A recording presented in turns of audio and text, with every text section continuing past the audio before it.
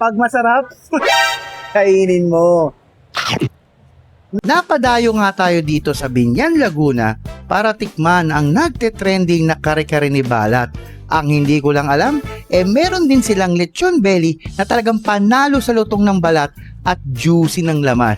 At syempre, hindi rin mawawala ang kanilang dinuguan at fried chicken na swak din sa panlasa. Located nga pala sila sa Manabat Street, San Antonio, Binyan, Laguna. Pero bago ang lahat, huwag kalimutang mag-subscribe sa ating YouTube channel at mag-follow sa ating Facebook page. Kaya ano pang inaantay nyo? Tara, lamon na! Ako nga pala si Eljan Layakan alias Boss B ng Binyan. Yung belly ko kasi boss, actually matagal na naman siya. Kumbaga yung ibang customer ko kasi gusto nilang ilabas ng bukod na per kilo. Dati kasi sinasama ko lang sa kare-kare. So sabi ko, sige mami, labas natin. Ngayon yung recipe nito boss, kami mag-asawa lang ang nakakalam.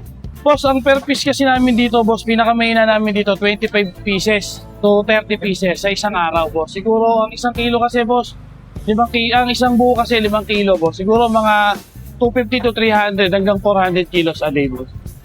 At gaano naman kasarap yung lechon belly niya, sir? Boss, mahirap magsalita eh. Pag hindi masarap boss, walang bayad. Tikman mo na lang. At napabalik nga tayo dito sa Binyan, Laguna dahil siyempre sa nagte-trending na lechon belly ni Boss Bino. Grabe, sa halagang 750 pesos, may isang kilo ka na. Pero may minimum order sila na 200 pesos, mga 1/4 yun.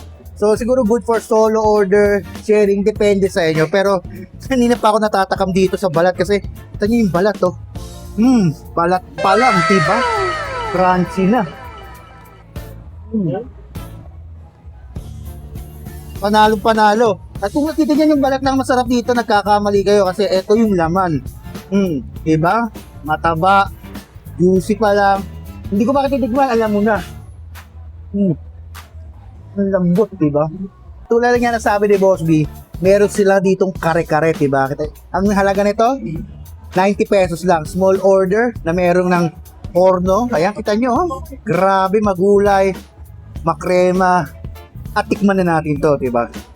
Para masarap. Ayan, oh.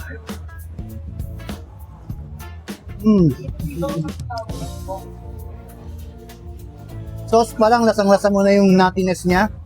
Yung karne, ay, panalo. Bagay na bagay sa sauce ng kare-kare nila. So, meron pa sila mga ibang sizes. Ito yung solo order. Pang solo lang talaga. Pero kung sa nakikita nyo, hindi lang siya pang solo. Pwede mo siya pang share. Good for two na to eh. At isa pa sa kanila binibenta, ito, grabe, dinuguan. Kaiba talaga dito kay Boss B, no? Halos kumpleto na. Todo recado, mausok-usok pa, oh. Yan, dinuguan talaga.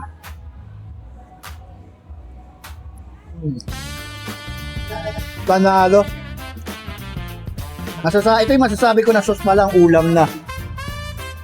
Sarap, makrema, panalo. At meron din sila dito sa halagang 195 pesos. Meron din sila dito one whole fried chicken. Akala nyo puro kababuyan lang ang meron dito. Hindi.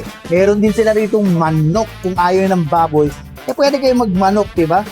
Grabe, 195 pesos. Oh, ang juicy, oh. Ang lambot.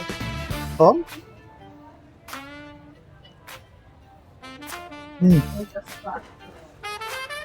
Talaga nga naman panalo sa lasa. Yung breading ayos. At talagang 195 pesos, panalo ang whole fried chicken nila dito. Grabe, Boss B. Thank you very much. Kakaibang food trip. Thank you din boss. Nabusog ba tayo boss? Napusog ako, grabe. Boss, parang, oo nga, nabusog ka nga.